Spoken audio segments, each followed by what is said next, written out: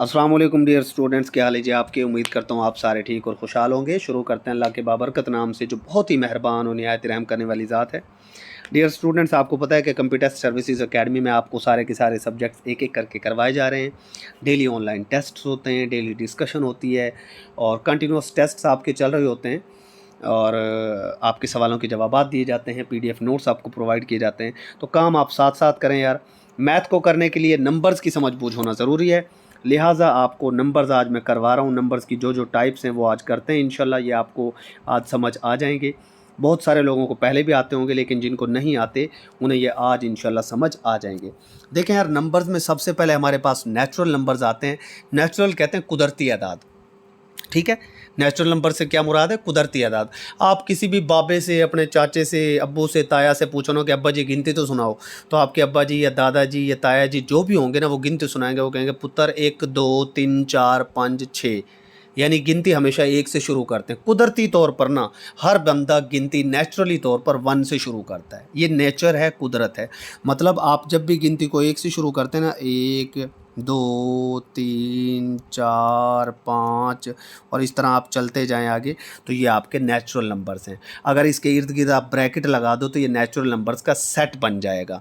Set बनाने के लिए जस्ट आपको ब्रैकेट लगानी होती है, ठीक है। लेकिन हम सेट नहीं पढ़ रहे, फिलहाल मैं आपको नंबरों की पहचान बता रहा हूँ। तो जो 1 से जब आप गिनती शुरू करते हैं, 1 2 3 4 5 6 7 8 9, ये सारे के सारे आपके पास क्या हैं? नेचुरल नंबर्स हैं, ठीक है। अच्छा, अब उसके बाद आ जाते हैं जी दूसरे नंबर पर आपके होल नंबर्स। अब होल नंबर्स की जब हम गिनती शुरू करते हैं ना, तो होल नंबर्स में जब कोई बंदा मैथमेटिशियन से पूछता है ना किसी से, तो वो कहता है जी होल नंबर्स में आप 1 2 3 नहीं कहेंगे, बल्कि आप कहेंगे 0 1 2 3 4 5 6 7 अप टू सो ऑन, यानी 0 शामिल हो गया तो होल बन गए। अब ये 0 आया ही क्यों, इसकी ज़रूरत ही क्यों थी? तो भाई सिंपल सी बात है यार, 9 के बाद आपने 10 लिखना था, 10 में आपको 0 चाहिए। आपने 20 लिखना था, आपको 0 चाहिए। 30 लिखना था, 0 चाहिए। तो 0 की ज़रूरत थी। तो मुकम्मल कब हुए एदाद? जब 0 आया।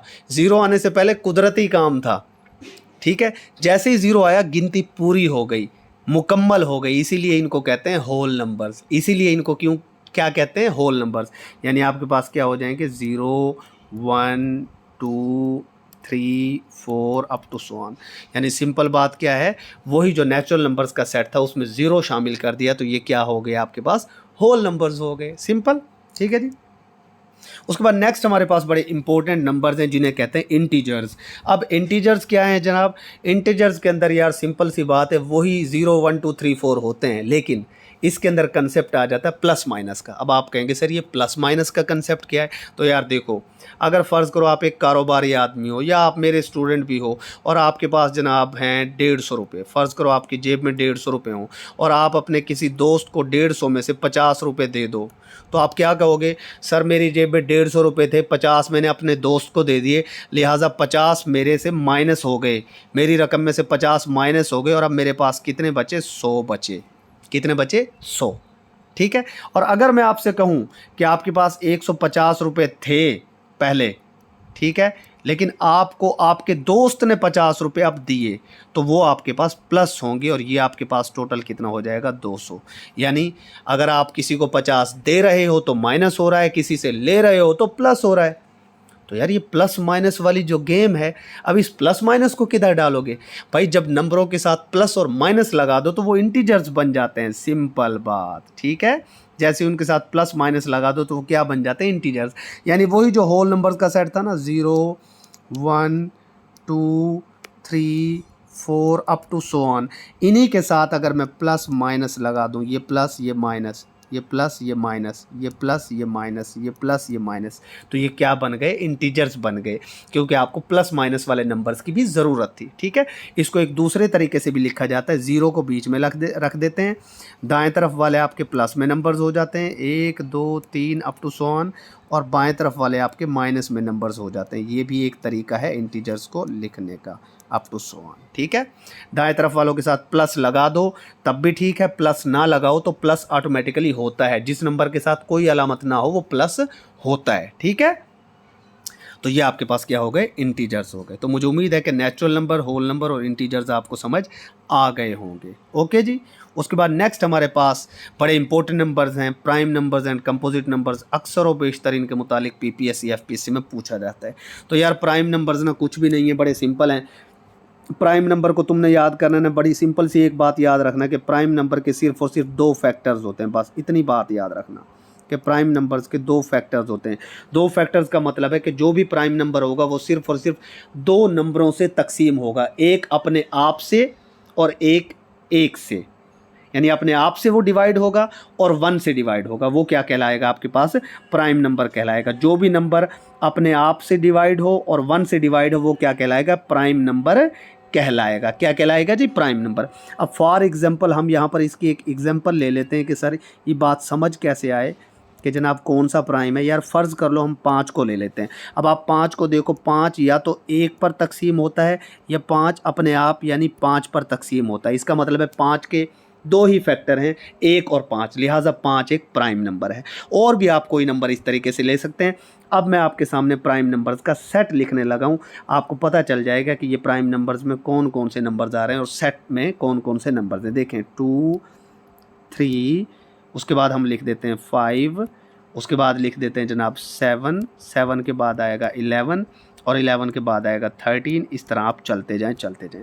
अब इनमें से मैं आपको चैलेंज करता हूं, आप कोई भी नंबर उठा लें उसके दो ही फैक्टर बनेंगे। जैसे फ़र्ज़ कर लो हम यहाँ से उठा लेते हैं ये 2।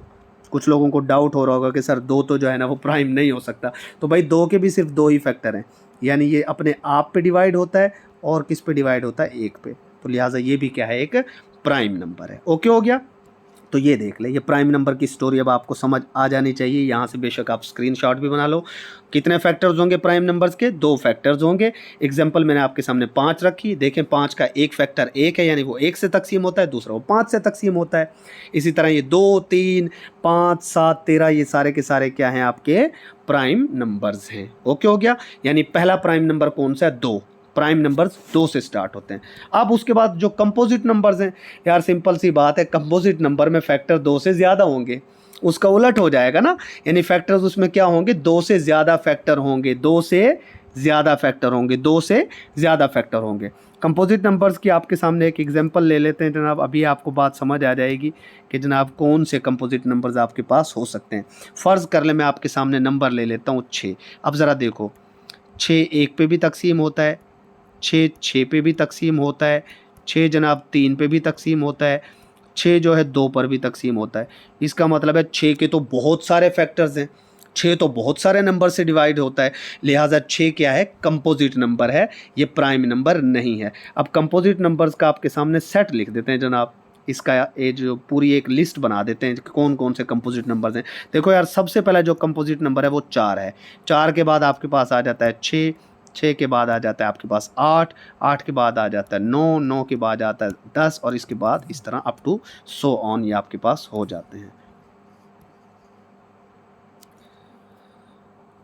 सॉरी ये थोड़ी सी गड़बड़ हो गई थी, ठीक है जी। तो इस तरीके से ये आपके पास अप टू सॉन ये सारे के सारे कंपोजिट नंबर्स हैं। यानी आप कह सकते हैं कि जो पहला कंपोजिट नंबर है वो क्या है, आपके पास 4 है। 4 से पीछे वाला कोई भी कंपोजिट नहीं है, 3 कंपोजिट नहीं है, 2 मैं आप बता चुका हूँ आपको प्राइम नंबर है, 1 भी कंपोजिट नहीं है। लिहाजा कंपोजिट नंबर्स का जो सेट है वो शुरू ही 4 से होता है, 4, 6, 8, 9, 10, क्योंकि जितने भी नंबर्स की मैंने आपके सामने एग्जांपल दी है इन सब के क्या है जनाब, 2 से ज़्यादा फैक्टर्स हैं। ओके हो गया।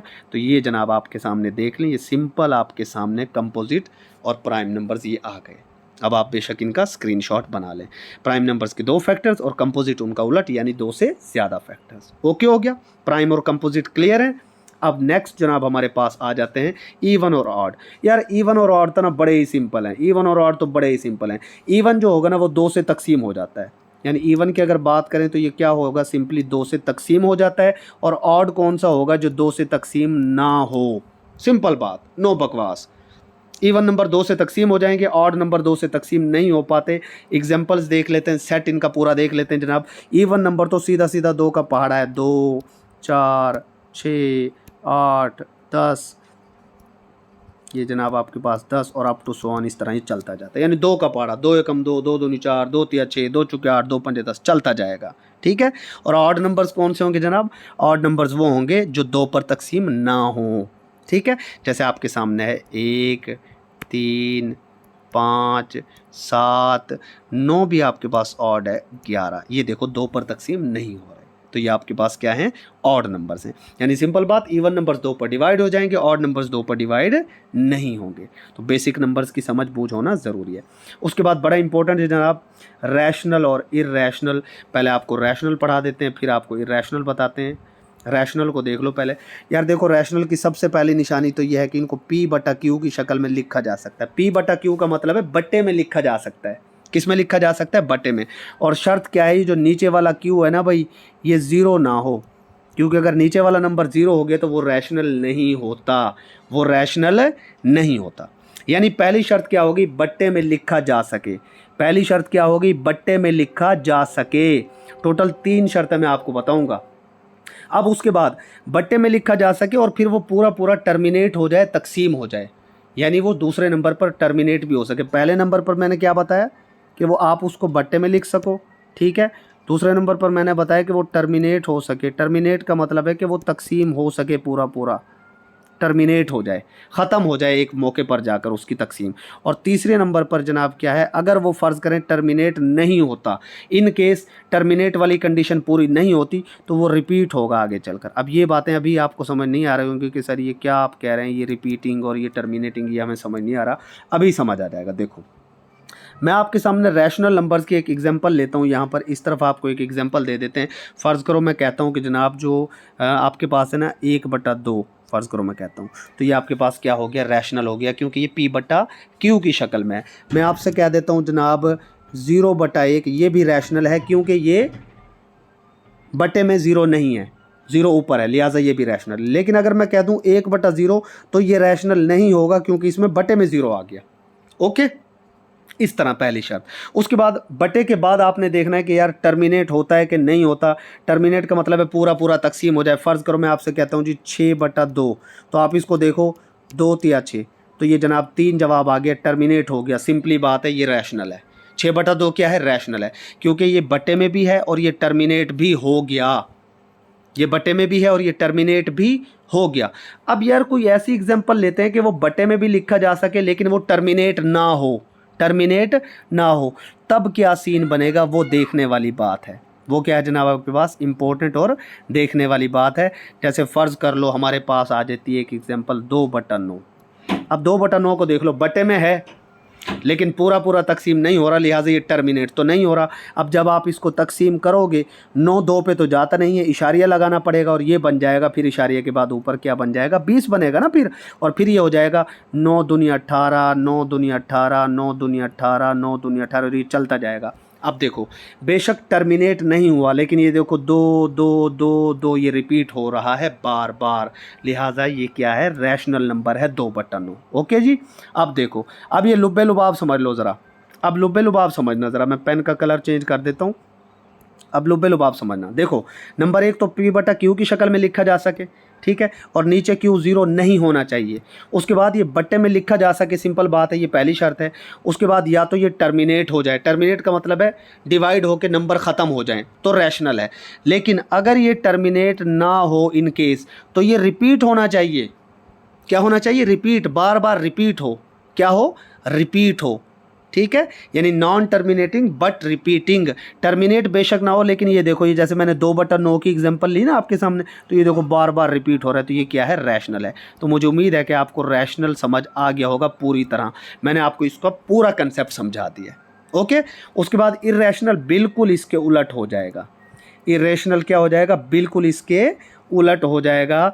यानी पहली कंडीशन अगर मैं आपसे कहूँ तो ये है कि आप इसे P/Q की शक्ल में लिख ही नहीं सकते। P/Q की शक्ल में इसे नहीं लिख सकेंगे, सिंपल बात, ठीक है। तो वो क्या हो जाएगा? इरेशनल हो जाएगा।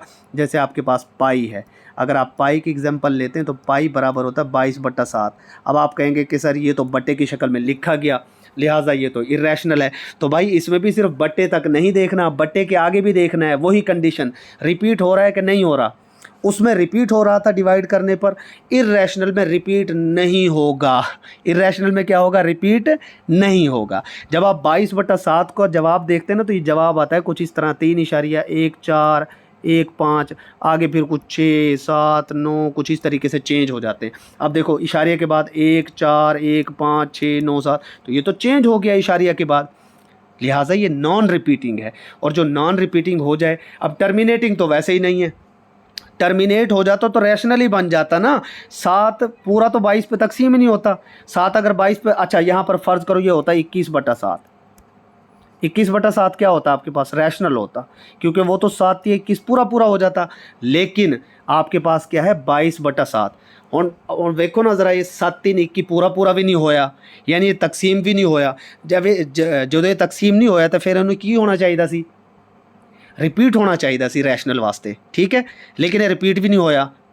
जब रिपीट भी नहीं हुआ, टर्मिनेट भी नहीं हुआ, बल्कि नंबर्स आगे चेंज हो गए बार बार बार बार, तो ये क्या हो गया? इर्रेशनल हो गया। ओके जी। तो सिंपली बात क्या है यार, इर्रेशनल रैशनल का उलट हो जाता है। इसकी एग्जांपल्स क्या हैं? जैसे 3 की जज़र है, 2 की जज़र है, 5 की जज़र है, ये वाले सारे इसके क्या हैं? एग्जांपल्स हैं। ओके हो गया। क्योंकि आप इन्हें इजीली बटे की शक्ल में नहीं लिख सकते, और अगर बटे की शक्ल में लिख भी दें तो फिर वो रिपीट वाली कंडीशन को पूरा नहीं करता। ये जनाब आपके पास पूरा हो गया रैशनल और इर्रेशनल। आप इसका बेशक स्क्रीनशॉट बना लें। ओके जी, ठीक है जी। उसके बाद next, last but not least हमारे पास आ जाते हैं रियल नंबर्स। तो भाई रियल नंबर्स कुछ भी नहीं है, सिंपल बात है, इसके अंदर रैशनल प्लस इर्रेशनल दोनों आ जाते हैं, यानी इसके अंदर रैशनल भी आ जाएंगे और इसके अंदर क्या आ जाएंगे? आपके इर्रेशनल भी आ जाएंगे, यानी दोनों को अगर मिला दो तो आपके पास क्या बन जाते हैं? रियल नंबर्स बन जाते हैं। Real numbers is the sum of कहते हैं ना कि वो sum of rational and irrational numbers. Sum तो नहीं कह सकते, यानी इसमें दोनों आ जाते हैं। सम करने का मतलब ये नहीं है कि आप उनको जमा कर करके देख रहे हो। सम से मुराद यहाँ ये है कि इसमें रैशनल और इरेशनल दोनों आ जाएंगे, तो वो क्या कहलाएंगे? आपके रियल नंबर्स कहलाएंगे। यानी 1 2 3 4 अप टू सो ऑन सारे के सारे आ गए। इवन 0/1 भी आ गया, उसमें 0/1 वो भी रैशनल है ना, तो वो भी रियल नंबर्स में शामिल होगा। उसके अलावा जज़र वाले भी सारे के सारे, तो ये सारे के सारे क्या कहलाएंगे? रियल नंबर्स कहलाएंगे। तो मैं उम्मीद करता हूँ कि आपको ये सारे के सारे नंबर समझ आ गए होंगे। अगर किसी ने स्क्रीनशॉट वगैरह नहीं बनाया तो आप ये बना लें। ये नेचुरल नंबर्स, होल नंबर्स वाला था। उसके बाद ये आपके पास इंटीजर्स वाला था, ठीक है। ये इंटीजर्स वाली कहानी मैंने आपको पूरी समझाई। ये जनाब ये बेशक अब आप इसका स्क्रीनशॉट बना लीजिए। उसके बाद नेक्स्ट मैंने आपको पढ़ाया प्राइम नंबर्स और कंपोजिट नंबर्स। उसके बाद मैंने आपको पढ़ाया जनाब इवन नंबर्स और ऑड नंबर्स सिंपली। और उसके बाद रैशनल और इर्रेशनल, ये थोड़ा कम्प्लेक्स ज़रूर है, लेकिन मैंने कोशिश की है कि आपको इसका पूरा कंसेप्ट दिया जाए। सिंपल बात है, रैशनल के अंदर रिपीट हो जाता है तकसीम होने के बाद, इर्रेशनल के अंदर तकसीम होने के बाद रिपीट नहीं होता, नंबर्स चेंज हो जाते हैं इशारिया के बाद। और जो रैशनल है वो या तो पूरा पूरा तकसीम हो जाएगा या रिपीट होगा। इर्रेशनल जो है ज़ाहिर है वो पूरा पूरा तकसीम तो होता ही नहीं है, और पूरा पूरा तकसीम नहीं हो रहा तो उसे P/Q की शक्ल में आपको लिए लिखना मुश्किल है। अगर आपने लिख भी दिया तो वो रिपीट नहीं होगा, बल्कि बार बार चेंज हो जाएगा इशारे के बाद। That is irrational number. उसके बाद रियल नंबर्स इन दोनों का मजमूआ है। इस तरीके से ये कंप्लीट आपके हो गए अल्हम्दुलिल्लाह। नेक्स्ट लेक्चर तक के लिए अल्लाह हाफिज़। खुश रहें, आबाद रहें।